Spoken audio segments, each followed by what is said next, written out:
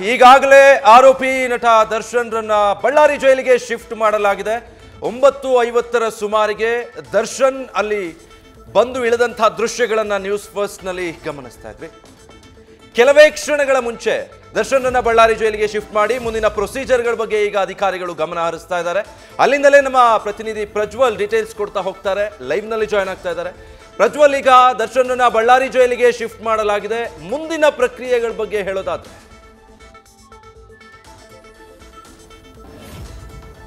ಈಗಾಗಲೇ ಪರಪ್ಪನ ಅಗ್ರಹಾರದಿಂದ ದರ್ಶನನ್ನ ಬಳ್ಳಾರಿ ಕೇಂದ್ರ ಕಾರಾಗೃಹಕ್ಕೆ ಶಿಫ್ಟ್ ಮಾಡಿರುವಂಥದ್ದು ನೀವು ಇಲ್ಲಿ ಗಮನಿಸ್ತಾ ಇರಬಹುದು. ಇದು ಬಳ್ಳಾರಿಯ ಕೇಂದ್ರ ಕಾರಾಗೃಹ. ಇಲ್ಲಿ ಈಗ ದರ್ಶನ್ ರವರನ್ನ ಕರೆದುಕೊಂಡು ಬಂದಿದ್ದಾರೆ.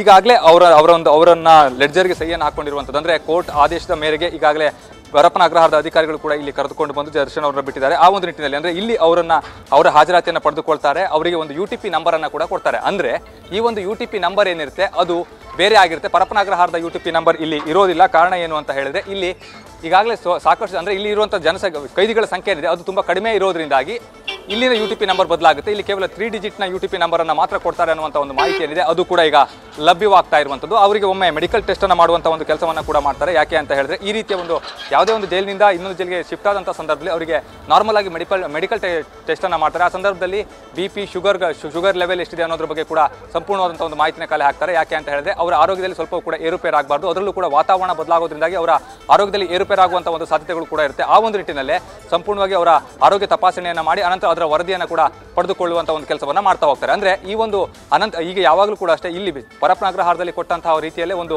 ಬೇರೆ ಒಂದು ಬ್ಯಾರಕ್ ಅನ್ನು ಕೊಡುವಂಥ ಒಂದು ಕೆಲಸವನ್ನ ಮಾಡ್ತಾರೆ. ಕಾರಣ ಏನು ಅಂತ ಹೇಳಿದ್ರೆ ಇತರೆ ಆರೋಪಿಗಳಿಂದ ಇವರ ಜೀವಕ್ಕೆ ಯಾವುದೇ ರೀತಿಯಲ್ಲಿ ಕೂಡ ತೊಂದರೆ ಆಗಬಾರ್ದು. ಒಂದು ಎರಡನೇದಾಗಿ ಇವರೊಬ್ಬರು ಸೆಲೆಬ್ರಿಟಿ ಆಗಿರೋದ್ರಿಂದಾಗಿ ಇತರೆ ಕೈದಿಗಳು ಕೂಡ ಅಲ್ಲಿ ಬಂದು ಅಂದ್ರೆ ಇವರಿಗೆ ಸಾಕಷ್ಟು ಸಮಸ್ಯೆಯನ್ನು ಕೊಡುವಂಥ ಒಂದು ಸಾಧ್ಯತೆಗಳು ಕೂಡ ಇರುತ್ತೆ. ಆ ಒಂದು ರೀತಿಯಲ್ಲಿ ಆ ಯಾವುದೇ ಒಂದು ಸಮಸ್ಯೆಗಳು ಆಗಬಾರ್ದು ಅನ್ನುವಂಥ ಉದ್ದೇಶದಿಂದಾಗಿ ಅವರಿಗೆ ವಿಶೇಷವಾದಂಥ ಒಂದು ಅಂದ್ರೆ ಕೊಠಡಿಯನ್ನು ಕೊಡುವಂಥ ಒಂದು ಕೆಲಸವನ್ನ ಮಾಡ್ತಾರೆ. ಅದನ್ನು ಹೊರತುಪಡಿಸಿ ಬೇರೆ ಯಾವುದೇ ಸೌಲಭ್ಯವನ್ನು ಕೂಡ ಕೊಡೋದಿಲ್ಲ. ನಾರ್ಮಲ್ ಆರೋಪಿಗಳೇನಿರ್ತಾರೆ ಅದರ ಒಂದು ಅವರನ್ನು ಯಾವ ರೀತಿ ಟ್ರೀಟ್ ಮಾಡ್ತಾರೋ ಅದೇ ರೀತಿ ಟ್ರೀಟ್ ಮಾಡ್ತಾ ಹೋಗ್ತಾರೆ. ಯಾಕೆ ಅಂತ ಹೇಳಿದ್ರೆ ಊಟವಾಗಿರ್ಬೋದು ಬೇರೆ ಯಾವುದೇ ಆಗಿರ್ಬೋದು ಅದು ಯಾವುದು ಕೂಡ ಹೊರಗಿನಿಂದ ಬರಲಿಕ್ಕೆ ಇಲ್ಲಿ ಅವಕಾಶ ಇರೋದಿಲ್ಲ. ಇಲ್ಲಿ ಜೈಲಿನ ಇತರೆ ಆರೋಪಿಗಳಿಗೆ ಕೊಟ್ಟಂತಹ ಊಟವನ್ನೇ ಅವರಿಗೂ ಕೂಡ ಕೊಡ್ತಾ ಹೋಗ್ತಾರೆ. ಅಂದ್ರೆ ಜೈಲಿನಲ್ಲಿರುವಂತಹ ಮೆನು ಏನಿರುತ್ತೆ ಆ ಒಂದು ಮೆನುವಿನ ಆಧಾರದ ಮೇಲೆ ಅವರಿಗೆ ಊಟವನ್ನ ಕೊಡ್ತಾರೆ. ಇಲ್ಲೂ ಕೂಡ ಅಷ್ಟೇ ಯಾರಾದ್ರೂ ಭೇಟಿ ಆಗಬೇಕು ಅಂತ ಹೇಳಿದ್ರೆ ಅವರ ಸಂಬಂಧಿಕರಾಗಿರ್ಬೋದು ಅಥವಾ ಅವರ ಸ್ನೇಹಿತರಾಗಿರ್ಬೋದು ಯಾರೇ ಕೂಡ ಭೇಟಿ ಆಗಬೇಕು ಅಂತ ಅಂದ್ರೂ ಕೂಡ ಜೈಲಾಧಿಕಾರಿಗಳ ಪರ್ಮಿಷನ್ ಏನಿದೆ ಅದನ್ನ ಪಡೆಯಲೇಬೇಕು. ಅನಂತರದಲ್ಲೇ ಅವರಿಗೆ ಭೇಟಿಯಾಗಲಿಕ್ಕೆ ಅವಕಾಶವನ್ನು ಕೊಡ್ತಾರೆ. ಇಲ್ಲದೆ ಹೋದಂಥ ಪಕ್ಷದಲ್ಲಿ ಅವರಿಗೆ ಭೇಟಿಯಾಗಲಿಕ್ಕೆ ಅವಕಾಶ ಅನ್ನುವಂಥದ್ದು ಕೂಡ ಸಿಗೋದಿಲ್ಲ. ಈಗ ಪ್ರಾಥಮಿಕವಾಗಿ ಅಲ್ಲಿ ಪರಪ್ಪನ ಅಗ್ರಹಾರ ಜೈಲಿಂದ ಕರೆದುಕೊಂಡು ಬರುವಂಥ ಸಂದರ್ಭದಲ್ಲೂ ಕೂಡ ಮೆಡಿಕಲ್ ಟೆಸ್ಟ್ ಅನ್ನು ಮಾಡಿಸಿಕೊಂಡು ಬಂದಿರ್ತಾರೆ. ಅದೇ ರೀತಿಯಲ್ಲಿ ಈಗ ಈ ಒಂದು ಜೈಲಿಗೆ ಒಳಗೆ ಕರೆದುಕೊಳ್ಳುವಂಥ ಸಂದರ್ಭದಲ್ಲೂ ಕೂಡ ಅವ್ರನ್ನ ಮೆಡಿಕಲ್ ಟೆಸ್ಟ್ ಅನ್ನು ಮಾಡಿಯೇ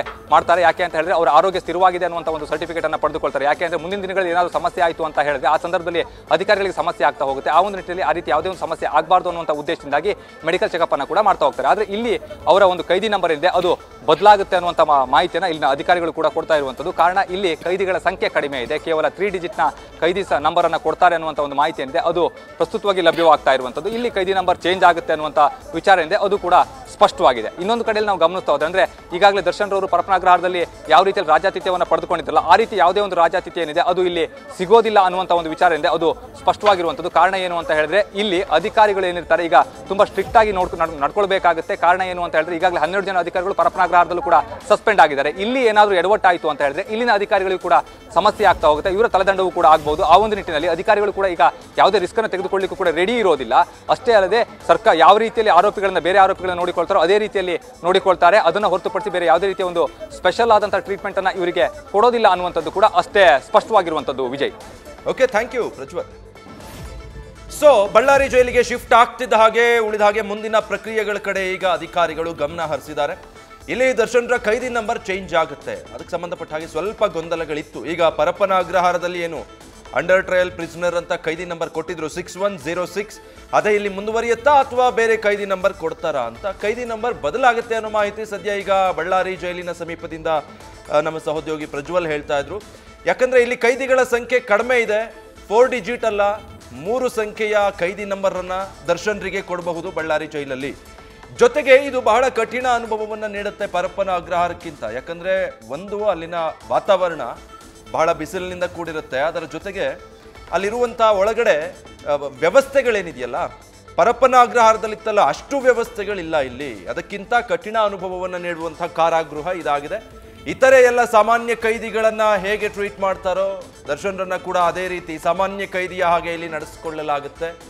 ಮನೆ ಊಟ ತಂದು ಕೊಡೋದಕ್ಕಾಗಲಿ ಅಥವಾ ಪರಪ್ಪನ ಅಗ್ರಹಾರಕ್ಕೆ ಹೋಗಿ ಅಷ್ಟು ಸಲೀಸಾಗಿ ಏನು ಬೇಕಾದವರು ಭೇಟಿ ಮಾಡಿ ಬರ್ತಿದ್ರಲ್ಲ, ಆ ರೀತಿ ಪದೇ ಪದೇ ಒಬ್ಬರಾದ ಮೇಲೆ ಒಬ್ಬರು ಹೋಗಿ ಭೇಟಿ ಮಾಡ್ಕೊಂಡು ಬರೋದಕ್ಕಾಗಲಿ ಎಲ್ಲದಕ್ಕೂ ಬ್ರೇಕ್ ಬಿದ್ದ ಹಾಗಾಯಿತು. ಈಗ ಪರಪ್ಪನ ಅಗ್ರಹಾರದಲ್ಲಿದ್ದಾಗ ಎಷ್ಟು ಜನ ಅವರ ಕುಟುಂಬಸ್ಥರು, ಆಪ್ತರು, ಸಿನಿಮಾ ರಂಗದಿಂದ ಅನೇಕರು, ಅವರ ಹಿತೈಷಿಗಳು, ವಕೀಲರು ಎಲ್ಲರೂ ಹೋಗಿ ಹೋಗಿ ಭೇಟಿ ಮಾಡ್ಕೊಂಡು ಬರ್ತಾ ಇದ್ರು. ಬಟ್ ಈಗ ಬಳ್ಳಾರಿಯ ಜೈಲಿಗೆ ಶಿಫ್ಟ್ ಆಗಿದ್ದಾರೆ ಆರೋಪಿ ನಟ ದರ್ಶನ್. ಹೀಗಾಗಿ ಮತ್ತಷ್ಟು ಕಷ್ಟದ ದಿನಗಳನ್ನು ನೋಡಬೇಕಾಗಬಹುದು ಬಳ್ಳಾರಿ ಜೈಲಿನಲ್ಲಿ. ಯಾಕಂದ್ರೆ ಪರಪ್ಪನ ಅಗ್ರಹಾರ ಜೈಲು ಬಹಳ ವಿಸ್ತೀರ್ಣ ಹೊಂದಿರುವಂಥದ್ದು, ಜೊತೆಗೆ ಸಾವಿರಾರು ಸಂಖ್ಯೆಯಲ್ಲಿ ಅಲ್ಲಿ ಕೈದಿಗಳಿದ್ದಾರೆ. ಬಟ್ ಬಳ್ಳಾರಿಯ ಜೈಲಿನಲ್ಲಿ ಹಾಗಲ್ಲ. ಆದರೂ ಕೂಡ ಬಳ್ಳಾರಿಯ ಕೇಂದ್ರ ಕಾರಾಗೃಹ ಏನಿದೆ ಅದು ಒಂದು ಟಫ್ ಅನುಭವವನ್ನು ಕೊಡುತ್ತೆ. ಪರಪ್ಪನ ಅಗ್ರಹಾರದಲ್ಲಿ ಹೇಗೋ ನಡೀತಾ ಇತ್ತು, ಆದರೆ ಬಳ್ಳಾರಿ ಜೈಲಲ್ಲಿ ಇನ್ನೂ ಕಷ್ಟ ಆಗಬಹುದು ದರ್ಶನ್ರಿಗೆ ಅಲ್ಲಿರುವಂಥ ಸಿಚುವೇಶನ್ನ ಗಮನಿಸ್ತಾ ಇದ್ರೆ.